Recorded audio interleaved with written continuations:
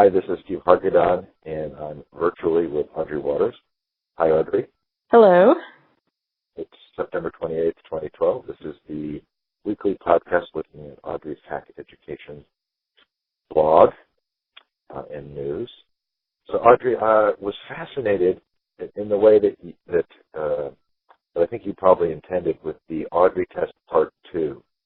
The idea that should have occurred to me but didn't.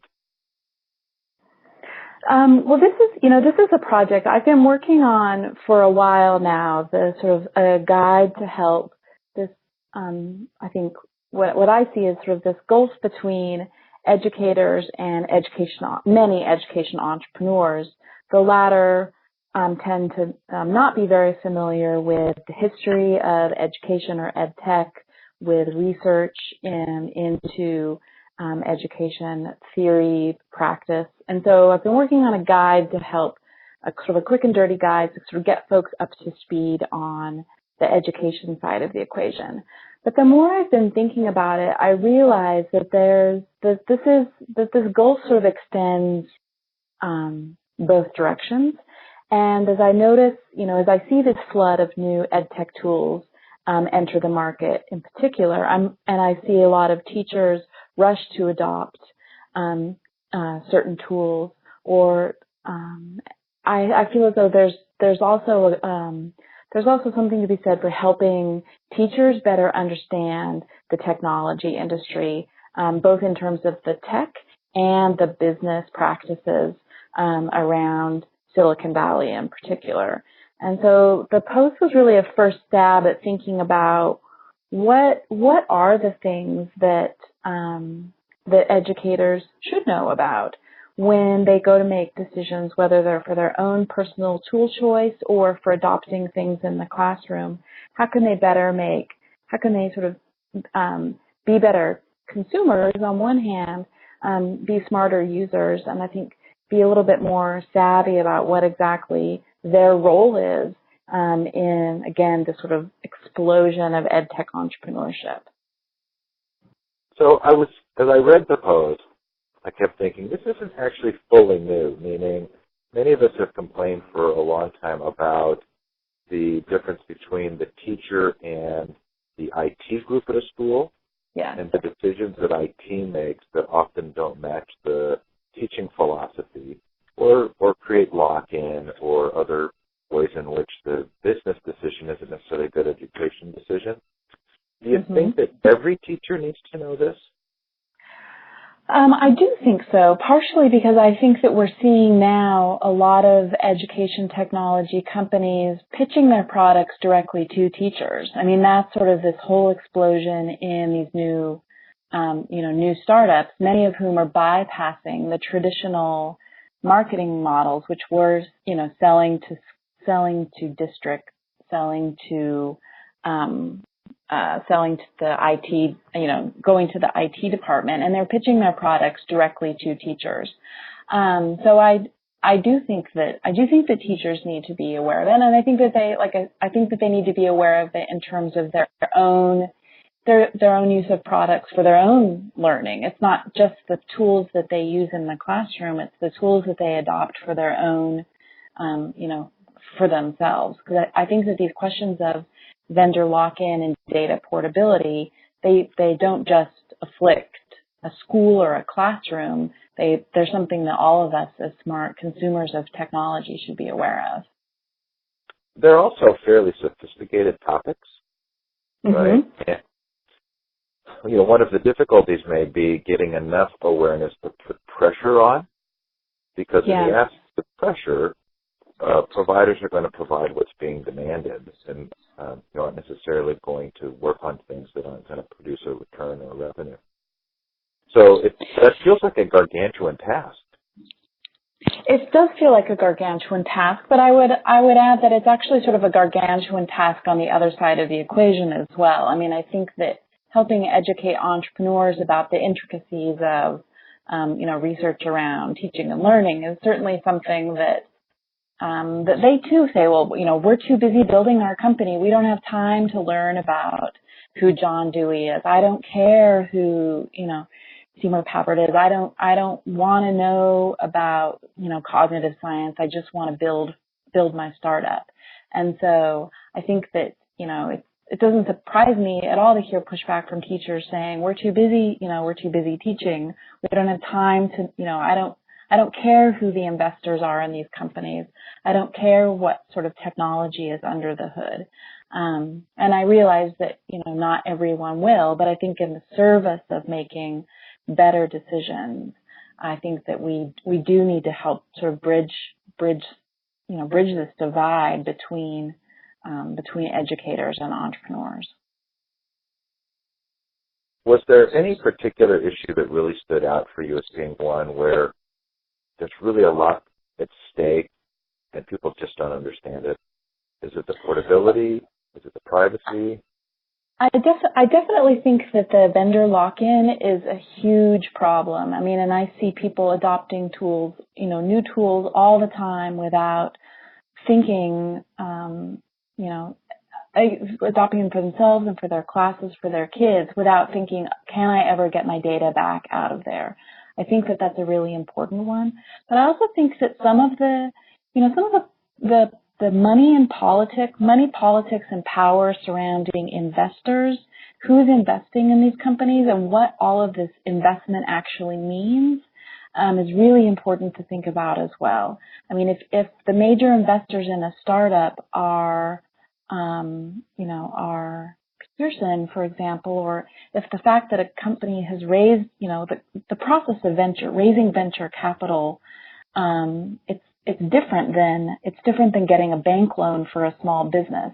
I mean, the idea for a lot of tech investment is to be able to flip your company really quickly, right? So that you're looking for an acquisition, you're looking perhaps, if you're big enough, for an IPO.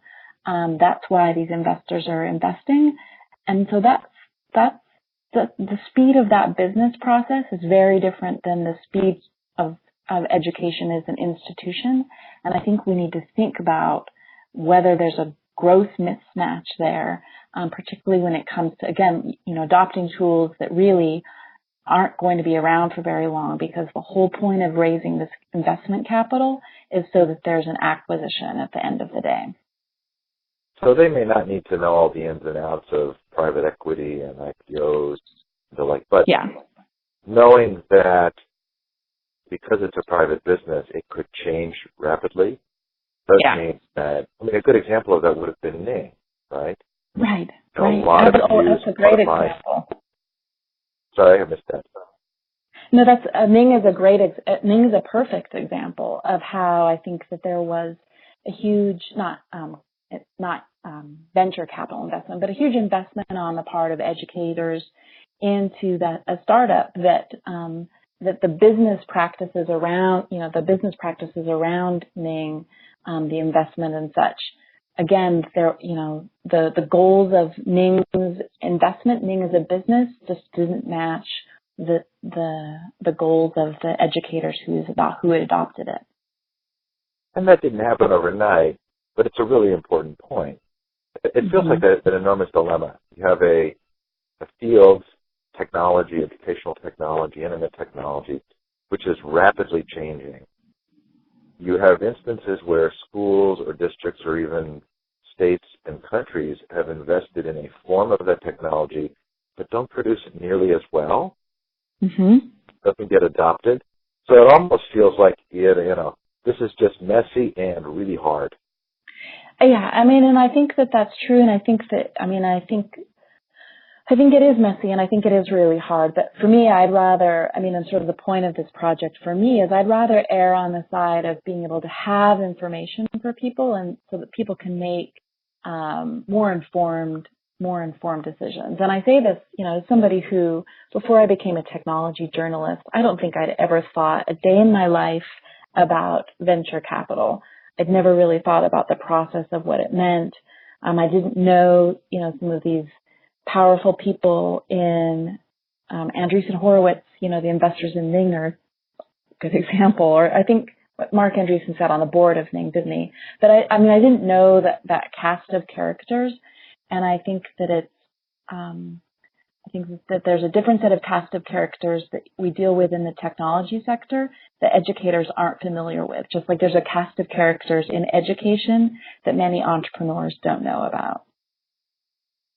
Okay, well, my vote is just call it the Audrey test and have it go on both sides of the coin. There we go. Yep. Okay, which is a great segue to PathBright, right, and digital portfolios, because this is a product or a concept that really demands your ability to take it and move it, right? If you're collecting data about yourself and your schoolwork, being locked into a particular vendor because it's locked into a school because it's locked into a particular vendor doesn't help the student who between 10th and 11th grade moves. Right. I mean, and I think that this is, even though I wouldn't necessarily call Google Apps for Education portfolios, I mean, I think that people are starting to recognize that there are already these problems with, schools adopting, Google Apps and students graduating from elementary school going into middle school and their Google account changes. And so access to their documents, their email and such, they can lose access to it. And so I think that thinking about how do we carry all of our artifacts, all of our digital artifacts with us, no matter where we go, so that we own them and not third-party companies, big ones like Google or little ones. I think it's really important. So there's this red herring here for me. But I mean, we could spend a lot of time talking about it. So red herring, or based on our pain discussion last week, sort of symptom solving. Yeah. We could spend a lot of our time thinking about how you could move data from one service to another, or in and out of a particular service. But intriguingly for me, it feels as though the systematizing of digital portfolios is a second choice to teaching someone how to create their own web presence and manage it independently. Is that just expecting too much? Well, I mean, I think that this is I think that this is actually, in some ways, it ties back to the Audrey test, that we just talked about. I mean, I do think that ideally, I would want every person to be able to own their own domain, to know how to register a domain, set up DNS, to understand how to set up a website, to be able to connect through various processes, being able to pull in their own data and have it under their own control. That is a gargantuan task, I think, for a lot of people. I think that there are ways to simplify it. Certainly, setting up a WordPress blog is a great first step, and that's very different than, knowing how to pull in, host your own emails, etc. But I do think to me that is preferential for people to be able to own their own domain. And it's sort of why in the story I point to University of Mary Washington, which is actually starting this process with their students to, a project to make sure it's not just that the students all get sort of web hosting, but they get web hosting in such a way, they get their own blog set up in such a way that they can actually easily take it with them when they graduate from school. I think that's the best option, but that does require a level of technical know-how that not everybody has. So I'd like the Weebly model, which is basically the teacher can establish the account, keep it as a student account, but then it can be separated off and be owned by the student. And somehow we've managed to do that and keep everything free by having a paid offering that provides some additional services. But I think you really like PathBright, so I don't want to minimize the value here. And I actually interviewed Heather Hiles at Maker Faire when we were there. So do you want to kind of give a sense of their mission or vision? No, and I do like PathBright a lot, and I think that one of the things that I really liked when I was talking with Heather, when she and I chatted, was I think that she's really aware of precisely these issues, that there isn't really that that students don't own that, that we, despite all of the promise of digital portfolios, the students don't, own their data. And it's something I think that she wants to help tackle with the startup. I think that Pathbright is a really great first step, and I do like the way that they can help you pull in your data from other resources and present it. Again, because it's not, as I was saying earlier, it's not just having the technical chops to know how to have stuff on your own website. It's then also having the design chops so that you can actually present it in such a way that it's appealing if you want to showcase your work to other people. So I do like Pathbright. I think it's definitely a startup to watch. So again, there's this interesting issue of demand, especially by those who are in the role of purchasers. Yeah. Right. So, is there any way in which there are features to come or value that you feel like IT buyers or school buyers might not pursue that Pathbright would have to just sort of commit to as part of their vision? Well, it's interesting to think about the implementation that the startup currently has at Stanford, which one of the features that it offers is it lets students pull in and this ties into Degreed, my story on Degreed as well. It lets students pull in their own transcript data, and then be able to control who they want to share that with, whether it's a potential employer or their academic advisor or their parents.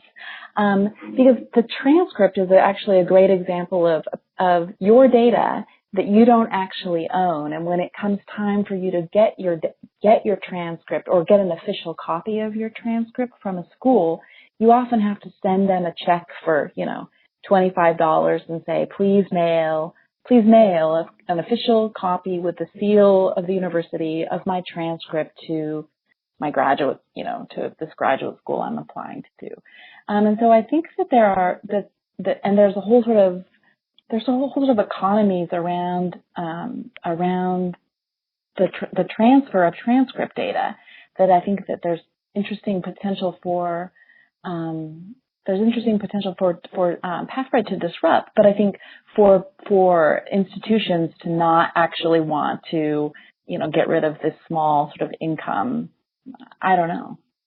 So I would wonder if it's less about income and more about Stanford saying, we need to have a system that allows another school or an employer to know for sure that that's coming from Stanford and that it's not manipulated or fake. Yeah. So somehow there has to be some, Pathbright's going to have to figure out some way for people to be sure that when they look and see that degree, that it's not just a resume fudge. Right. No, and I think that the same goes, I think the same goes for any of this information that they're pulling in. If they're pulling in a LinkedIn recommendation, for example, it's not quite of the same sort of officiousness, but certainly you want to verify that that really is an actual LinkedIn recommendation, that you didn't sort of,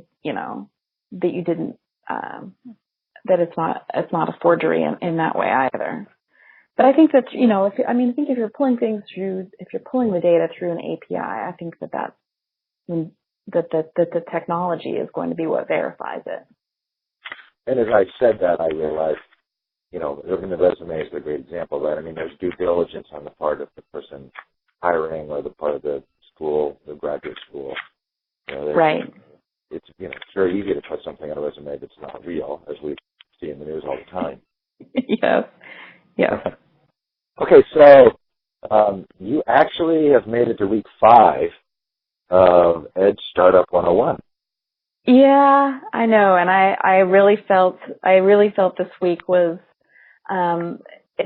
it's become clearer and clearer, sort of square peg round hole, that part of the process of this Ed Startup class is that you're supposed to be working on your own education startup. And the more I sort of think through and write through and sit through the class and listen to other people's ideas, the more I realize that what I'm doing at Hack Education doesn't fit that mold. It doesn't fit the mold that that the class is asking us to sort of go through as we think through the pain test, for example, or monetization, business cycles, product cycles, that sort of thing. And so we'll see how much longer I manage to stay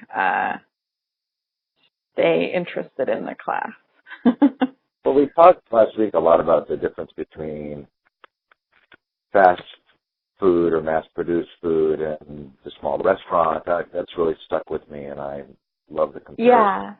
And I think that the post that I wrote was definitely a response. The post that I wrote was a response to our conversations, and really, I think, for a lot of other reasons too. Just thinking about what I do, my work, my voice. It's definitely, it doesn't feel as though it's beholden to the same set of, or I don't want it to be beholden to the same set of sort of whether it's market forces or publishing industry forces or technology industry forces, as some of these other things seem to be. That's not even, doesn't even feel like the right question for me to be asking. So I want to actually do a little vocabulary here, because I think if we phrase this differently, it actually puts it in a different light, and it's still very much a part of making a living. Right? So we used to say about a product or a service, what's the value proposition? But we now say, how are you going to monetize it? And like, that's a very different, that the framing and the language say two very different things. Right? When you have a value proposition, which is, it's like the New Yorker, right? There's no pain point that requires people to go out and buy the New Yorker. But there's a value proposition, which is people like depth of thinking. Yeah. So I think that the question itself places you in a position where you say, well, that's not really who I am, but you are providing a value. And value drives the market. No, I think that that's true. I mean, and I think it's interesting for me to be working through this class and thinking about the way in which the class itself is, I mean, it's not just my own struggles with framing hack education this way, but it's the way in which I think the class itself and the larger conversations and narratives about education startups are framing are framing things in a certain way that's going to have certain projects move forward, because they fit the model of a monetization. They fit the monetization thing easily. And I think it's harder for people to, partially because conversations, as you say, have switched away from value offered to making money. But I think it's harder to fit into this model, at least, some of these other projects that may indeed be ones that get to the core of problems in education in ways that offering a new app, building a new app, just never, ever, ever will. I think we're onto something. And I think that the pain test is a very different framing than the value proposition.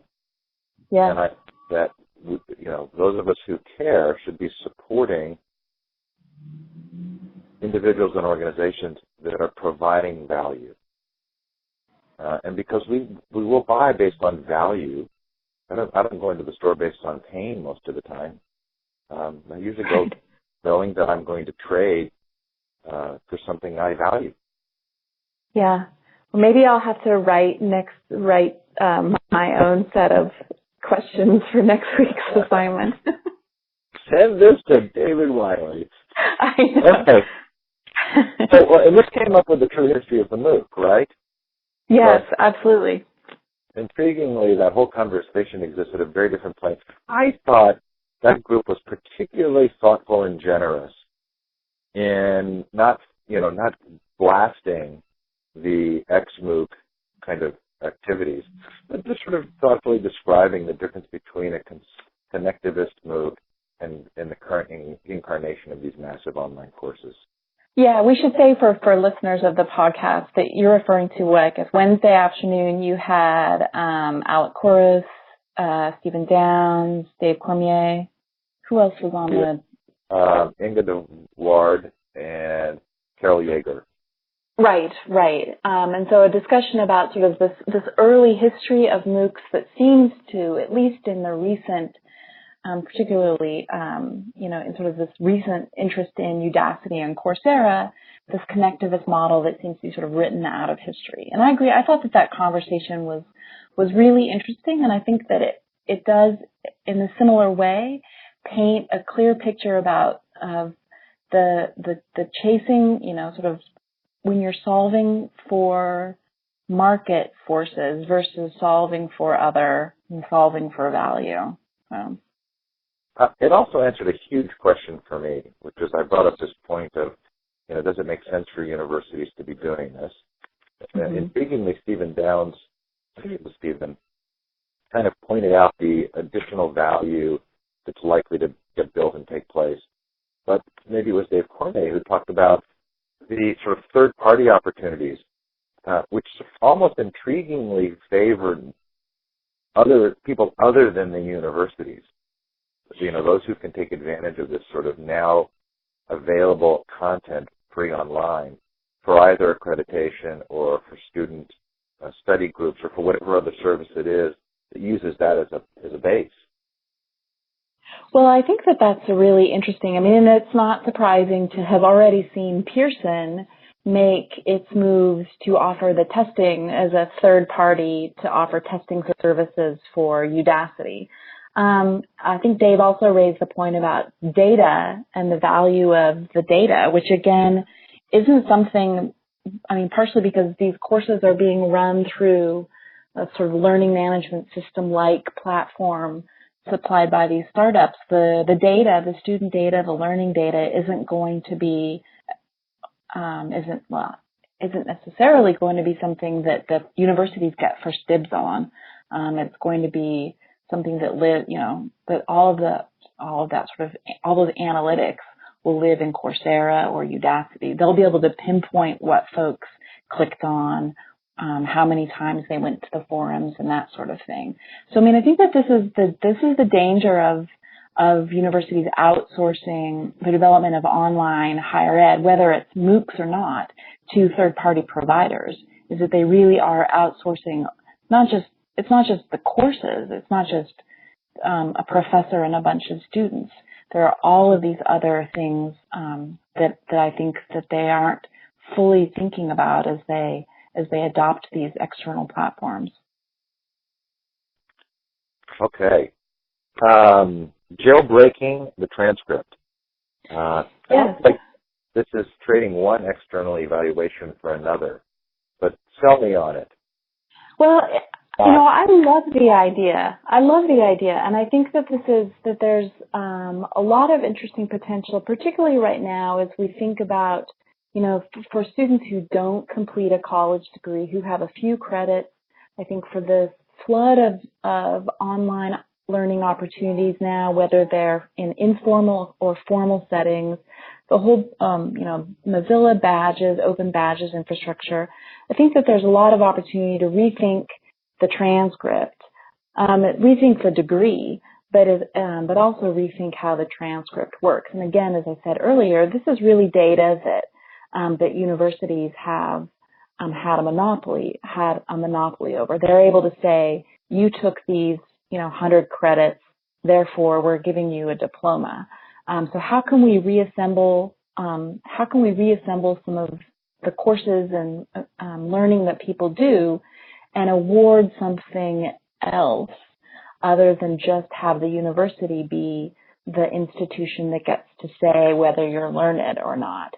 But I think that there's some really interesting potential here, but I think as it stands right now, the startup, which this is definitely pick on David Wiley week since he's one of the founding members of this team, as well as a professor at Startup 101. But I think that the startup isn't quite fully baked yet. I ran into some problems as I tried to upload my own information.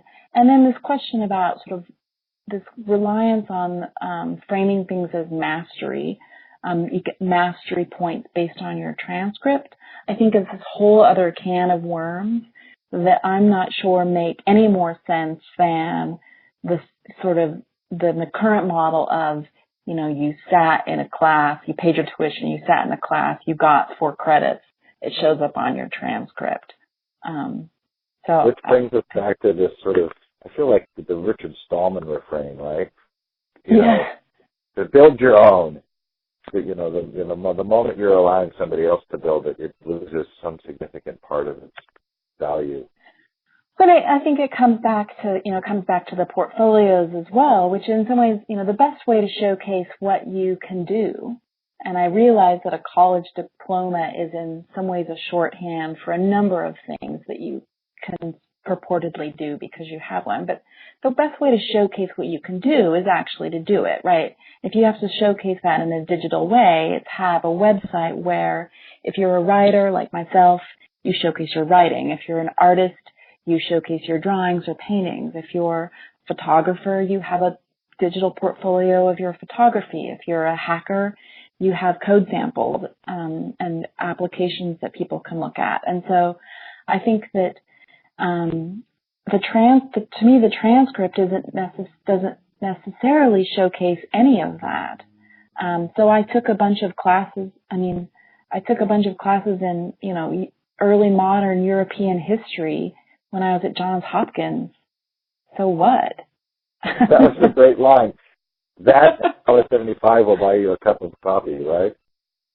Right. I'm not sure. And if someone really wants to hire someone with that has a knowledge of, you know, early modern European history, I'm probably not the right candidate anyway, because I took, two classes 20 years ago isn't really going to demonstrate that I have, quote, mastery over that area. I think we've just identified 2 new careers for people. Based on the MOOCs, one would be a learning coach. Like someone actually built a relationship, helped you to understand how to become self-directed, a mentor, a learning mentor. And the second would be a digital profile mentor. Yeah. Somebody who actually helped you I actually think both of those are going to have real value. No, I think absolutely. And I think that particularly as we think about this transition, when being able to be a self-directed learner is becoming more and more important with all of these resources that are available to us now, helping people learn how to learn anything that they want to learn and learn it outside of a formal institution, I think is going to be really valuable. And of course, Dale Stevens comes to mind right away with his Uncollege and some of the work he's doing now, sort of helping people think through how they can do this. But I think that this question of thinking through your digital, building and thinking through your digital portfolio is really important as well. It's not just sort of how do you make sure you look good when people Google you, but how do you, both technologically and design-wise, thoughtfully showcase your work online? I think we should hold some summer boot camps. The Hack Education, the Hack Your Education boot camp on building your digital profile and becoming a self-directed learner. Yeah, I think it's really important. Okay, so in the profanity-laden post of the week, or news item of the week, is the Brett Victor essay, Learnable Programming. Yes, I thought every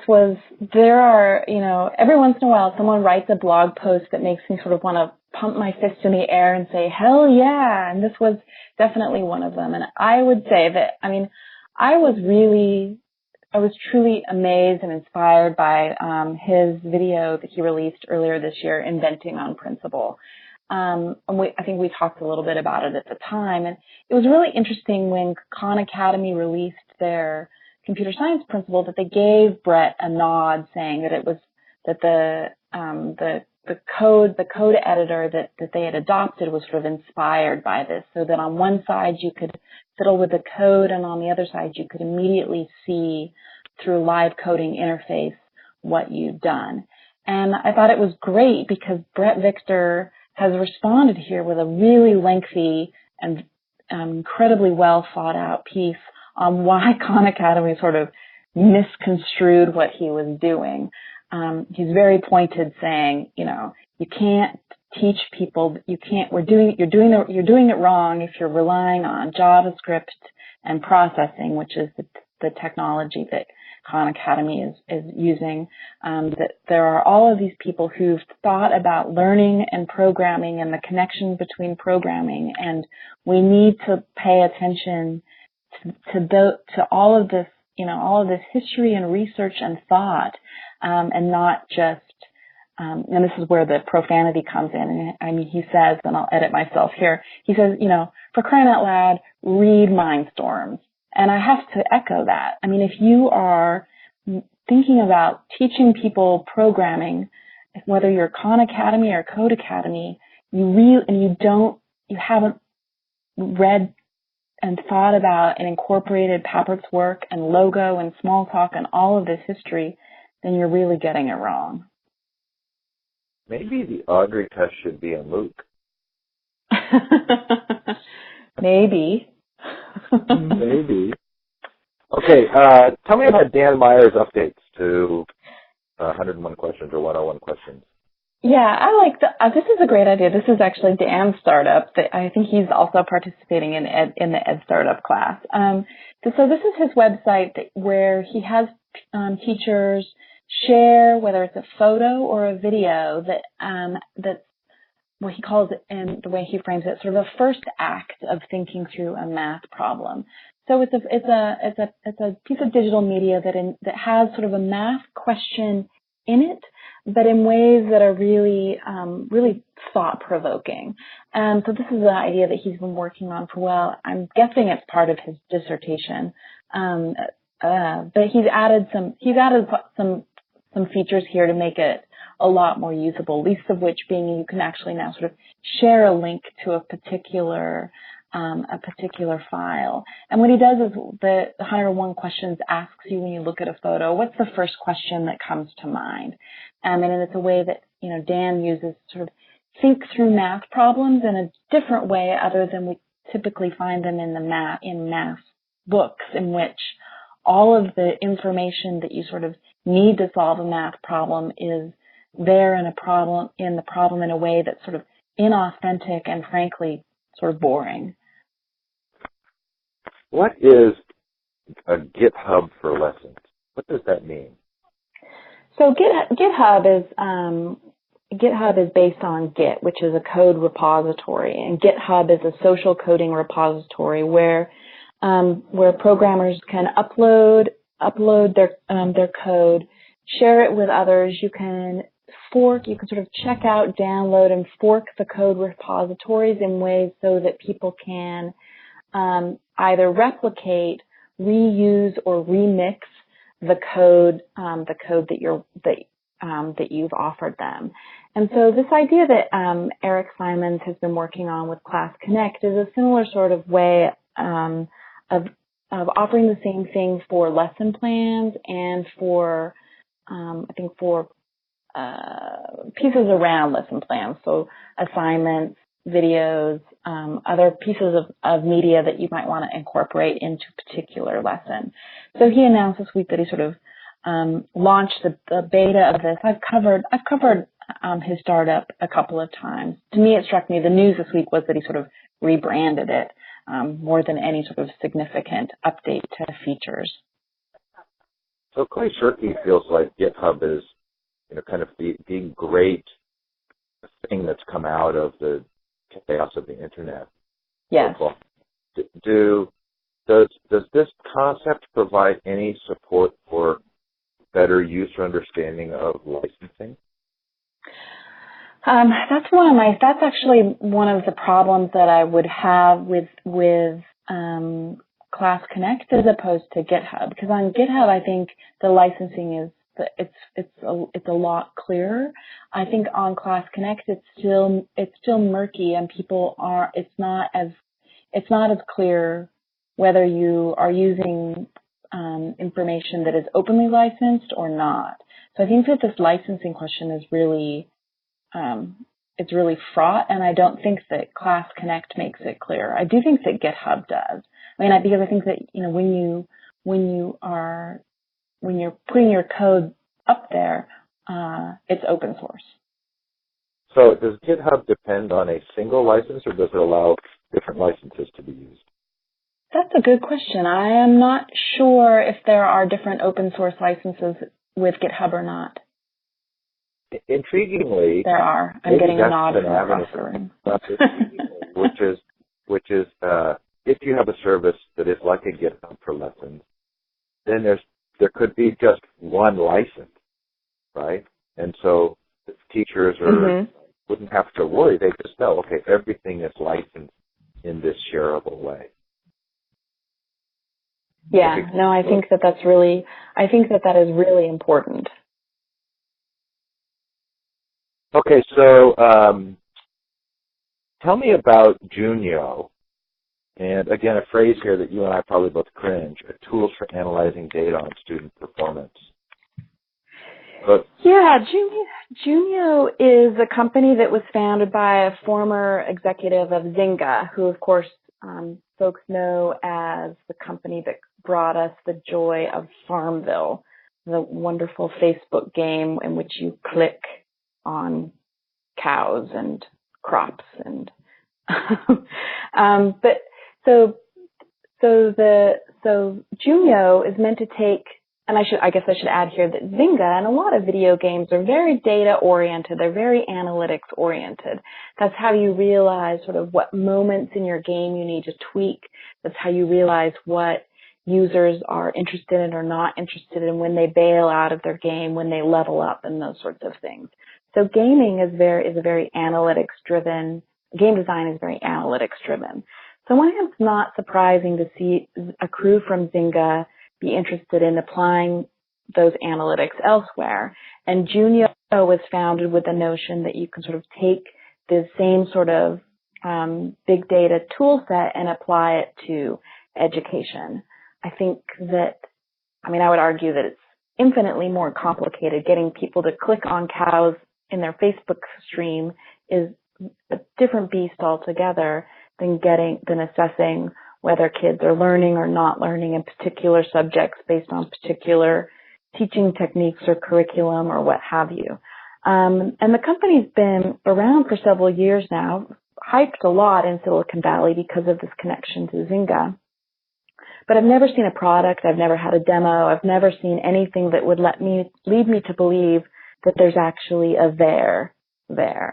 And so this week, not surprisingly, I'm not surprised, EdSurge reported that the company is pivoting, although it's not really clear based on the write-up in EdSurge what they're pivoting to. They still seem to want to do something with analytics and data. So to me, it's just, I think it's, that's why I describe it as vaporware. I think I'm not really sure that there's anything of interest in this company other than they can say that they were founded by the folks from Zynga. So I interviewed Tom Vander Ark last night, and it feels like there's this piece that precedes the gamification, and education story that doesn't get told. And Tom kind of makes this case for the incredible value of gaming and education, and I hear you, in this particular description, the value of the analytics and how it responds to the user. But the piece that precedes that for me is that games are typically chosen by the user. Mm-hmm. And how important is that? If you think about games and education, the idea that you could sit a student down in front of a game that may not be a topic that's interesting to them, am I exaggerating the importance of the choice? No, I think that that's precisely part of the struggle that the educational games have long faced. And I say this all the time, is that they are plagued with a couple of problems. Either they are great games and the educational value is pretty limited, or they're really focused on the education and they're frankly not that fun to play. Because I think that the element of pleasure and play with gaming quickly gets lost when it becomes assigned, rote, forced upon you. And so I think that games are pleasurable. And I think that even serious games that are sort of challenging, there's still a joy associated with playing games. And so I'm not sure that we can assume that by sort of packaging curriculum in things that look game-like, that we'll ever get to the same sort of experience or the same learning that people have when they play games of their own free will. Tell me about Duck Duck Moose. I like Duck Duck Moose a lot. In fact, it's a company that when I do my recommendations of apps every month, I think every time they've released a new app, it certainly made my list of recommendations. In fact, I think of the 14 titles they've released, every single one of them has won a Parents' Choice Award. The company was founded by three friends that I think happen to have sort of all of the right skills for making great educational content. They're parents. They have a design background, a programming background, art background. And so they finally decided to raise their first round of funding, and it's a pretty sizable amount of funding as well, $7 million that they announced this week. So I think it's interesting to think about a company that, has been incredibly successful. None of their apps are free. They're all, I think, in the, $2, $3 range. So a decision, again, what are the implications of taking venture funding when you're a company that's already profitable, already has revenue? What does that mean for the future of what's so far been a great app developer? Would they have passed the pain test? I don't know. I mean, I think that's a really good question. I mean, I think that does a picture book pass a pain test? I mean, I think that a lot of their apps are very much like, early reader picture books that are wonderful to explore, for kids to explore on their own and for parents to explore, with their kids on their lap. So do the storybooks pass the pain test? I don't know. I say no, but so. they pass the value test. Right, exactly. You're exactly right. Okay, so is this good news? I know you love Desmos, that they received funding from Google Ventures. I don't know. I mean, I think that this is, I think it's interesting. It's back to the conversation we were having about Junio. I think it's interesting that the CTO from Junio left to join Desmos. I think that they have a great team. From what I understand, and they didn't reveal how much money they've raised. From what I understand, it wasn't a lot of money. And so it is interesting to think of who has a stake, has a stake in a company, with raising more money. And I don't know how much Google Ventures is connected to Google at large. So I don't know if this is, signaling any sort of potential acquisition, of Desmos. Interesting. I was kind of hoping that it was a healthy thing, that it was not getting the kind of VC funding, but for something that was really worth supporting. Well, and I think that, Desmos does have some really good investors. Back to this question of sort of knowing some of the characters. I mean, I think that Desmos is backed by Mitch Kapoor, and Kapoor Capital, who I admire a great deal. And so we'll see what happens with Desmos. Lowest reading scores on the SAT since 1972, or the class of 1972. Yeah. The SAT is an interesting beast. I mean, it's never really shown that how well you do on the SAT is connected to how well you do in college. It certainly is an indicator of whether you'll get into college, but the SAT doesn't actually suggest much other than as something that Daniel Pink is quick to point out, that the better you do on the SAT is actually correlated to your family's income. So test scores and family income with the SATs are highly correlated. And what that means, I think, in the past decade at least, is we've seen more and more students take the SAT, the diverse students who come from backgrounds that aren't upper middle class and upper class, those who traditionally went to college.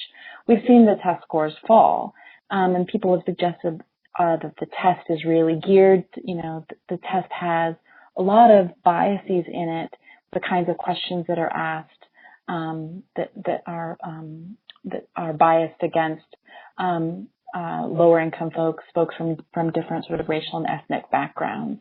Many schools are actually starting to use the ACT rather than the SAT to evaluate potential incoming freshmen.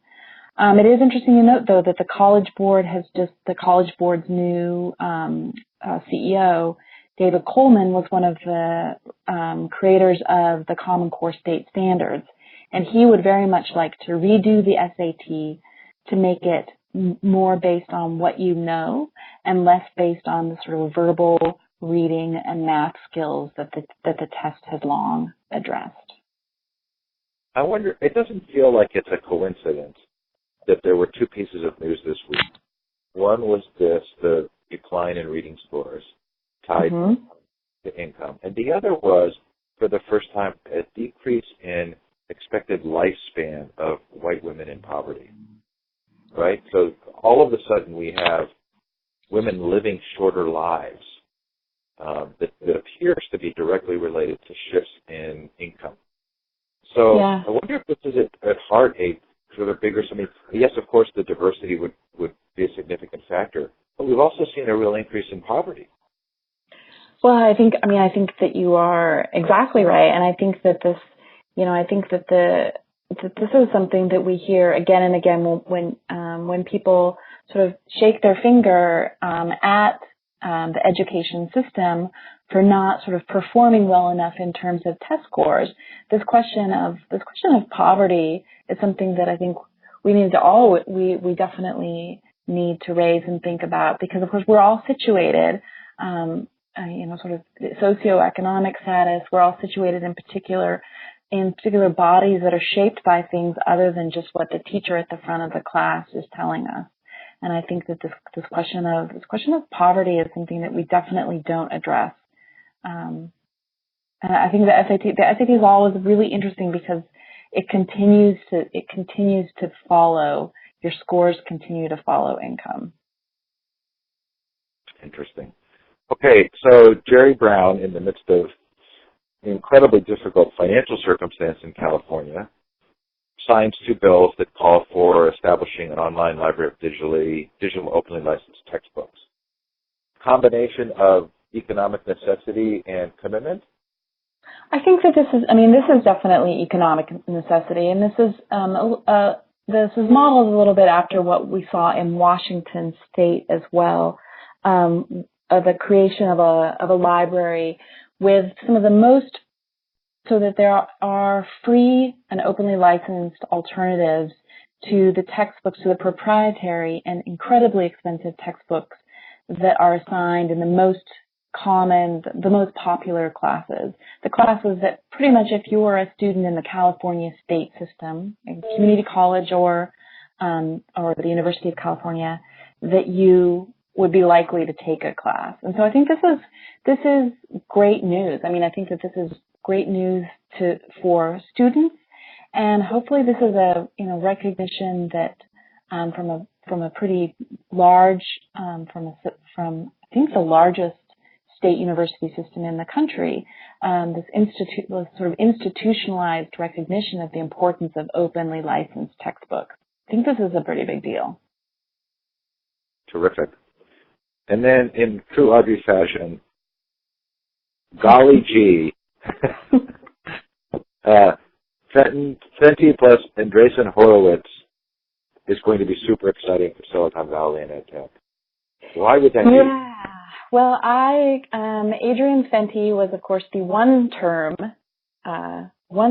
Democratic mayor of Washington, D.C., best known for hiring Michelle Rhee to, quote, reform the school district there. And she was sort of infamous for union busting and sort of the spread of charter schools in the D.C. area.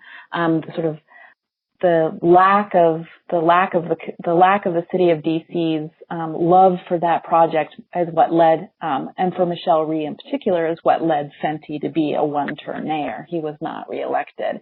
He's continued to sort of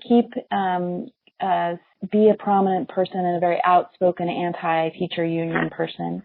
He appeared at the Education Innovation Summit earlier this year, where he said if only he could have fired more teachers, then the school district in DC would have been able to buy more technology for the schools. And Andreessen Horowitz, the sort of famous Silicon Valley investment fund, announced this week that they're bringing Fenty on board as a special advisor. And I think that this is a certainly interesting moment for the future of EdTech in Silicon Valley. It's pretty clear where the politics and power and money lie when we think about what Silicon Valley wants to see in terms of EdTech. And so, people say it's sort of oversimplifying it to say teachers versus technology, but I think Fenty has certainly made it clear which he'd rather invest in. I hate to end on that note, but I think we're done. We are done. That's it. Thank you, Audrey. Another fascinating week, and so appreciative of your commentary. Thanks, Steve.